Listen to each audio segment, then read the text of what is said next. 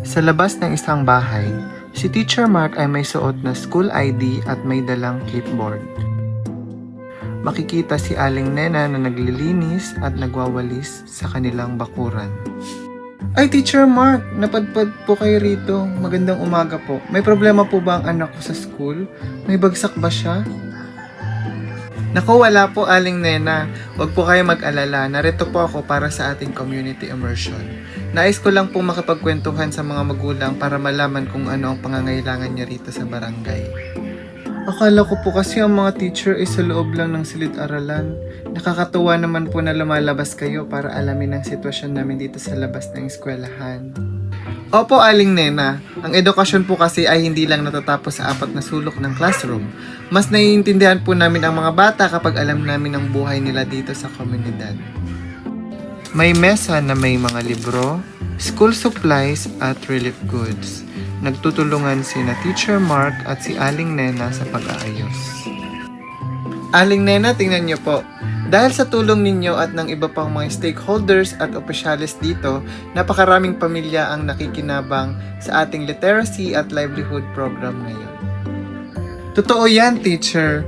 Dahil nakikita naming mga magulang na seryoso kayo sa pagtulong, gaganahan din naming makilahok. Hindi kami mahihiyang lumapit sa inyo. Iyan po ang layunin natin. Kapag ang guro, magulang at komunidad ay nagkaisa, ang mga bata ang unang makikinabang. Pinapakita natin sa kanila na ang pag-aaral ay para sa paglilingkod sa kapwa. Nakaupo si Teacher Mark. Masaya siyang tinitingnan ng hawak niyang isang sulat mula sa isang estudyante na mayroong ring isang litrato ng aktibidad. Madalas itanong, bakit pa kailangang lumabas ng guro sa komunidad? Ang sagot ay simple. Ang tunay na husay ng isang guro ay masusukat sa tibay ng komunidad na kanyang tinutulungang itayo. Ang social responsibility ay nagsisimula sa pagpapakita at pakikinig.